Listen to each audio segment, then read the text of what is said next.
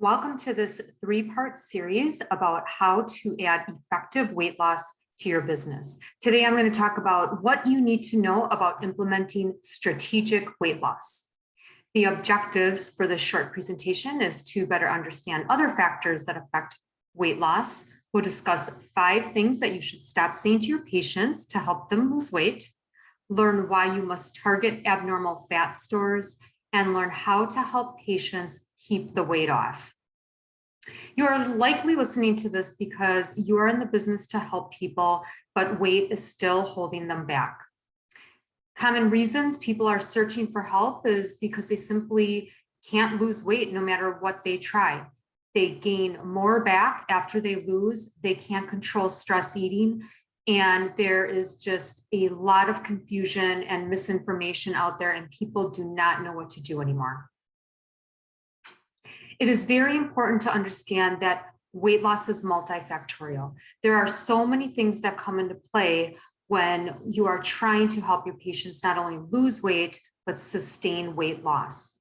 Lifestyle habits such as stress and sleep are crucial. Toxins, we live in a toxic world, so there is a huge need for detoxification. Hormone imbalances, mental health, nutrient deficiencies are playing a very big role. And this is often dismissed because we have access to food at all times. But frankly, we are overfed and undernourished. Gut health plays a huge role, as well as genetics. There are strategies for weight loss. Given all of the different components that come into play, you can be very strategic. And one of the main things is that weight loss really should be fat loss. During weight loss, sparing muscle mass is so important. Weight loss programs must be protective and healing to the body. You must start to create that balance in the body. Then you're going to get improved metabolic health. Programs must be simple and clear, and they must be measurable. These are all so very important when incorporating weight loss. So 5 things to stop saying to your patients are to eat less and exercise more. This is a very short-term strategy, and that's why the majority of people who go on diets end up gaining the weight back. So therefore, we must try ulterior programs. You must get the body in balance to reset the set points. If the body is in a chronically inflamed state, if there's other chronic conditions going on, it is going to be very difficult for patients to lose weight. Customization and personalization is really the future, and it is the key to long-term weight loss. This is not and no longer a cookie cutter approach.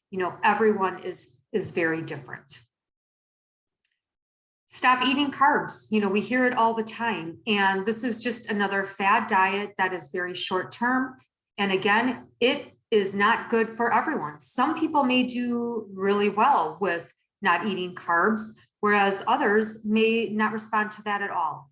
And it really portrays the wrong message. When we keep driving home these messages that only really will help a small part of the population, that's creating more confusion in itself. And some programs or quicker fad diets, that type of thing, can actually be very harmful. So for example, the keto diet is very popular and again, can be very helpful for some people, but say some people who can't handle fats very well will not do well, such as those who have had their gallbladders removed. So again, these are things that we must keep in mind when we are working with patients and helping them lose weight. Telling our patients to eat more fruits and vegetables. So we definitely know that no one diet or meal plan is going to work for everyone. Fruits and vegetables obviously are such an important piece to weight loss and a healthy diet, but you have to really listen to your body. There are foods that we are reactive to, and sometimes we know that we are, and sometimes we don't. So it really is about listening to your own body, eating the foods that make you feel good, not eating the foods that make you feel tired after you eat or makes you bloated after you eat. This is really about customizing that plan for you, because even healthy foods can be problematic. So really, really keep that in mind as you're working with patients. Telling patients to eat smaller, more frequent meals to increase their metabolism. So we know that this absolutely, does not work for the majority of people. Humans were designed to fast and feast. We were not meant to graze all day. And that's ultimately what we've been told to do and what our society puts out there. We're supposed to snack all day long, eat 3 meals a day, and look at where we are at.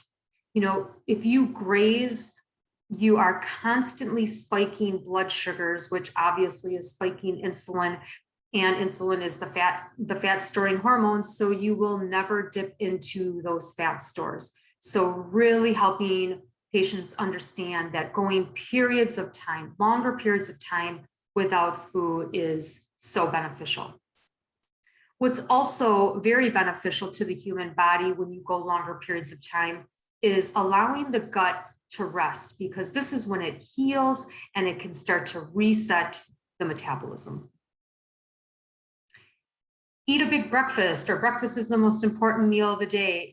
If there couldn't be more confusion just on that statement alone, it's unbelievable what breakfast has turned into. And I think people understand that, most breakfast eaters are eating not very healthy meals.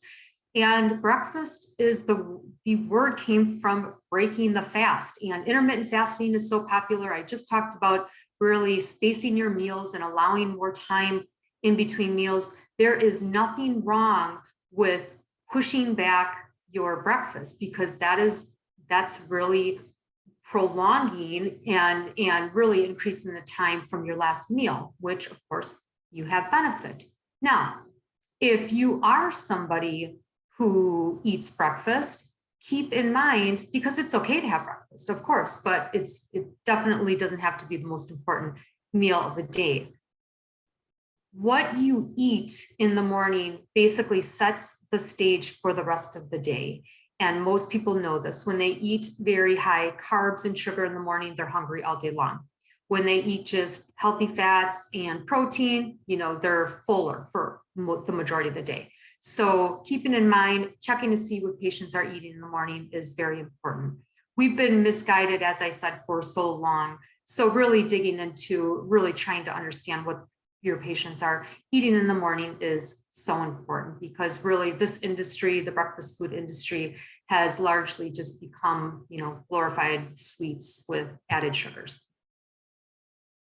I'm going to talk a little bit about the different fat stores in the body. And this is a very general piece to the complexities of this. But all fat is not the same in the body. You can see you have 3 different bodies, and you have this layer of fat that is right below the outer skin. So the subcutaneous fat that lies here, and then you have what's called the visceral fat. So visceral fat is deeper within the abdominal cavity. So when people are losing weight, if you don't know what they're losing, this can be a detriment, because what often happens is when you go on lower calorie diets, the body will always go to the same fat stores all the time. So this subcutaneous, it will even go to other just normal fat reserves.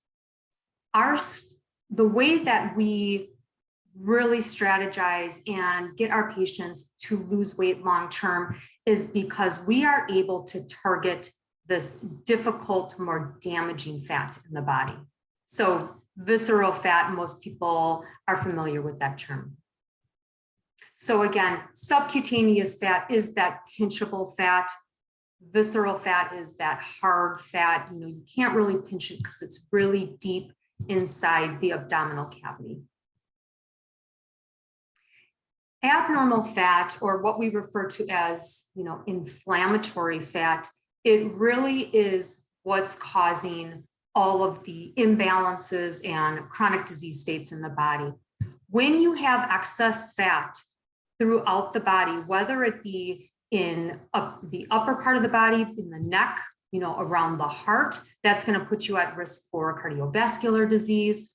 Then you have fat, that's visceral fat, that's deeper within the abdominal cavity and surrounding the vital organs such as the pancreas. And you will obviously see an increase in type 2 diabetes. Then you have some other fat stores that could be in the legs, and of course, the liver. What we're seeing over and over again, people coming in, they have elevated liver enzymes. They've been told they have a fatty liver, and they're worried about it. And they don't really fully understand why that's happening, but it is truly because of the abnormal fat and the inflammation that is starting this disease process. So what can you do? How do you help patients keep the weight off? Well, there's 3 key points here. You must rebalance and improve one's metabolic health. So really kind of looking at the foundational issues. We must shift mindsets. We must start getting people to think about not these short-term fixes. We have to think about long-term commitments. How can we make these changes that really can be long-lasting? And you must help people understand why you're asking them to do what you want them to do.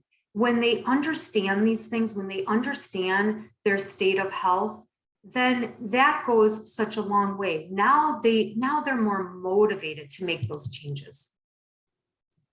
So talking a little bit more about those key components. Rebalance the body. You're going to reduce inflammation in the body by simply eliminating inflammatory foods. You're going to be able to mobilize those abnormal fat stores, which is going to improve digestion and overall gut health, which then of course affects the brain health and improves brain health. You're going to improve hunger signals, because when the body gets into a balanced state, hunger and satiety signals actually function properly.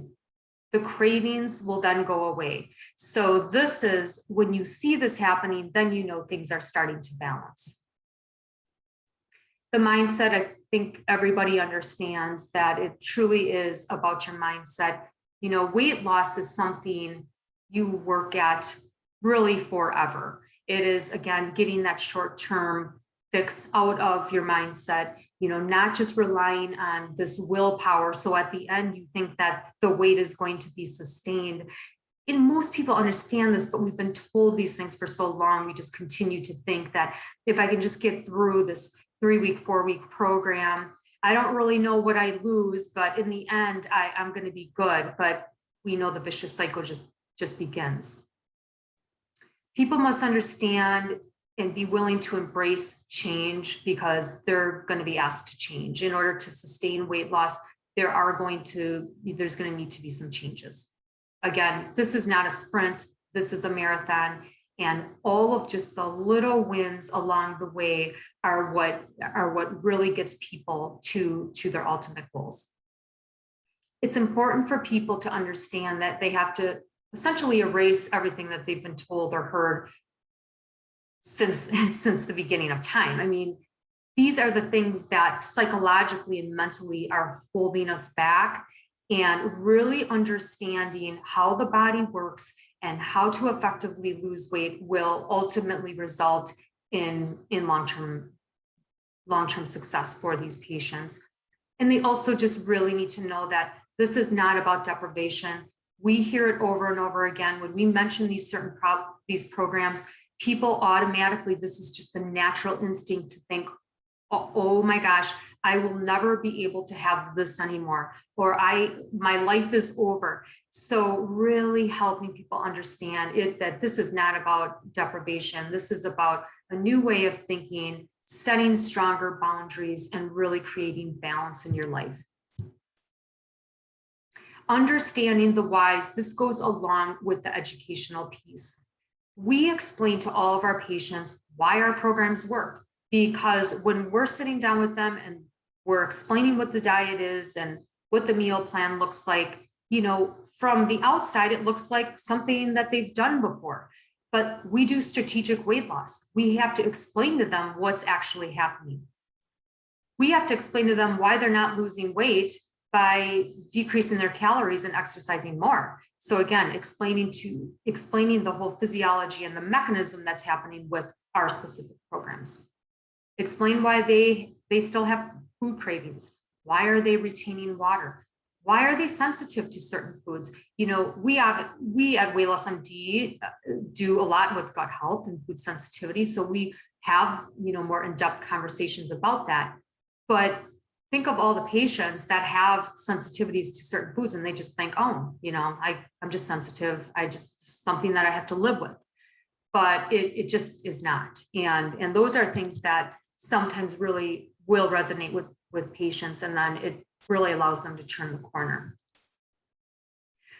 So simple, effective, and sustainable weight loss is essentially our goal. If you understand the need for strategic weight loss and you want to learn more and you want to help more people achieve optimal health, then you can tune into part 2, where we're going to talk about how to structure a successful program. You're going to learn the necessary components of strategic weight loss, and you're going to learn how to scale your business with minimal time and resources. Thank you very much. Look forward to seeing you then.